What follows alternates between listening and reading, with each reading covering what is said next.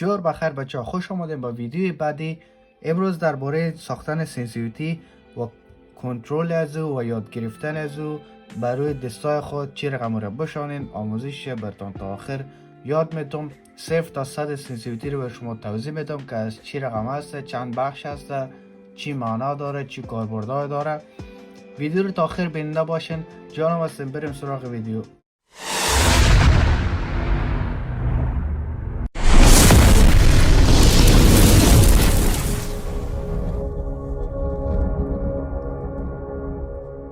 در بخش کنترل میریم، در بخش سنسیویتی ما در قسمت ببینیم که چند مدل است، چند بخش داره. مثلا کامرا سنسیویتی است در بخش، باز بعد از ایدی سنسیویتی است دیگه، باز اینجا میاد بخش کامرا سنسیویتی فری لوک یا آزاد که است، دیدی آزاد به یک حساب. و باز بعد از جایروسکوپ میاد برای کسایی که فعال نیست، مثلا این رقم است رو فعال میکنه، جایروسکوپ فعال میشه و این بخش جایروسکوپ میاد. دوباره جایروسکوپ سنسیویتی داره ما شما. و باز بعد از ADS جایروسکوپ سنسیویتی. یا چی هستم ما بر شما توضیح میدم. بخش لنز شروع میکنیم بچه ها.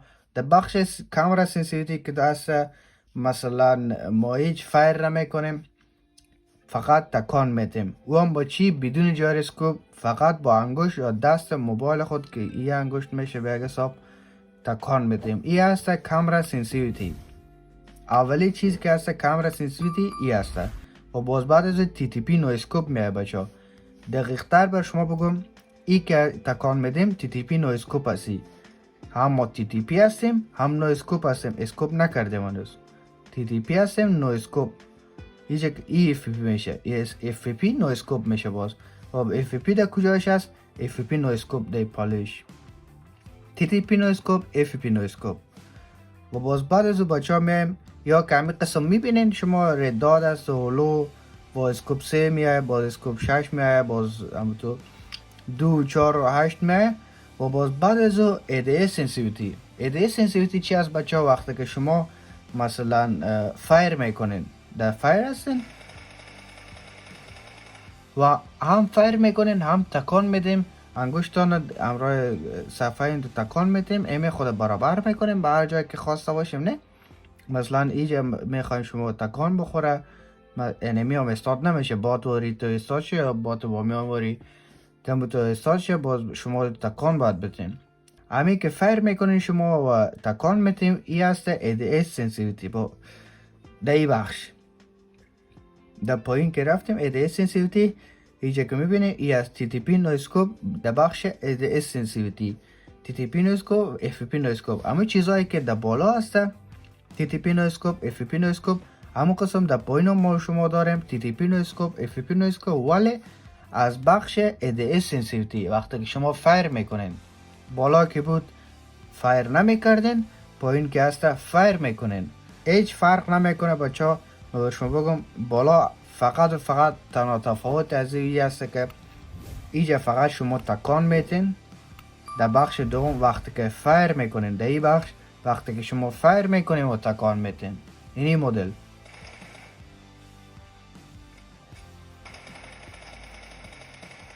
دیدین؟ و یکی که شما فایر نمیکنین و دومی که فایر میکنیم تکان میتین. این از این بچه ها. باز نظر به امو کنترل دست خودتان، کنترل دست شما که چی رقم است. مثلا شما بعضی هستن سرعت دستشان بالا است، یکی هست پایین‌تر است. نظر به امو بچه ها شما باید برای خود جور کنیم. ای که هست امو کامرا تکان میتی تیز باشه یا نباشه، رو ایمت باید برابر کنی، ببینی که چند درجه. مثلا TTP نویسکوپ بر تو خوب است که میتونید تیز کده، سرعت بالا هست، میتونی انمی را پیدا کنی و ایمت برابر کنی روی بودی انمی. پایین که هست وقتی که فایر میکنی، وقتی که فایر میکنی از روی بودی انمی تکان نخوره و جدا نشه ایمت. یا از هست. باز بعد از بچه ها در بخش کامرا سنسیویتی فری لوک. فری لوک یعنی دید آزاد، به فارسی میشه دید آزاد. مثلا ما اینجا داریم TTP کرکتر، باز کاما هست و موتر. یکی از کرکتر است و یکی از موتر است. خوب بچه حال شما داخل موتر هستین، مثلا شما میخواین از جای سرتانه بکشین نفر بزن، مثلا یا موتر دیگه یا انمی را هر چی که هسته. ای که هسته ای که تکان میدین نه، ای که هسته ای فریلوکه ویچل هست یا موتر، ای از او هسته بچه.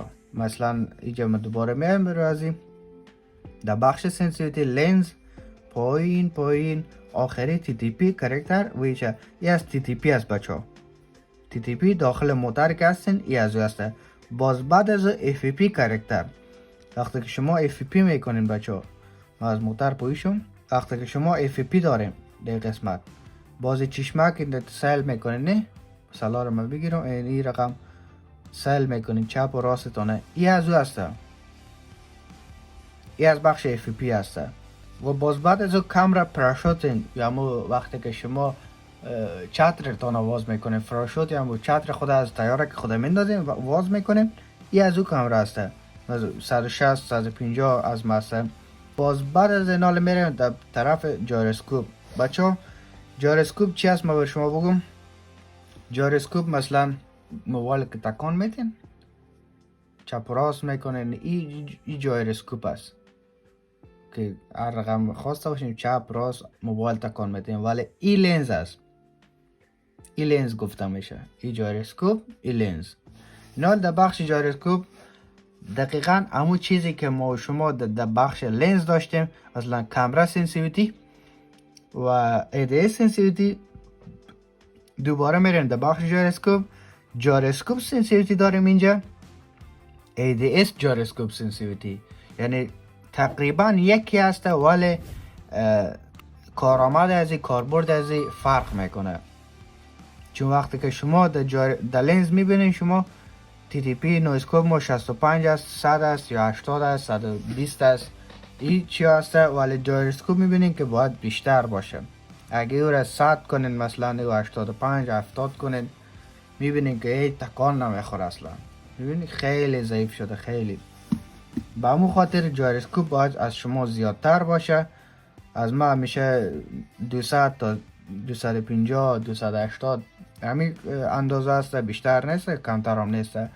این از هست بچه. فقط در بخش جایروسکوپ سنسیویتی تکان میدین بچه، یعنی دست هم نمیمونه، اگه دست بانین لنز میشه، این را که تکان میدین این از هست.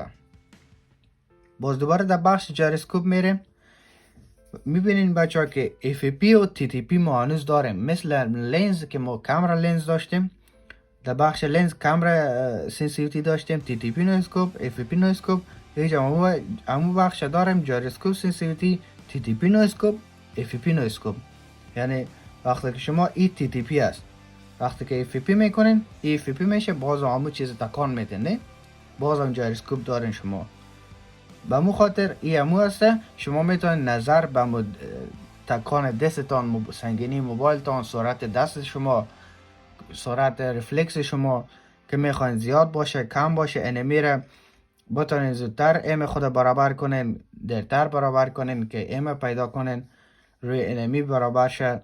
باز به همون نظر شما میتونین اینجا تی تی پی نویسکوپ و تی تی پی نویسکوپ از بخش ADS جایروسکوپ سنسیویتی برابر کنین و گیم راحت تر داشته باشین.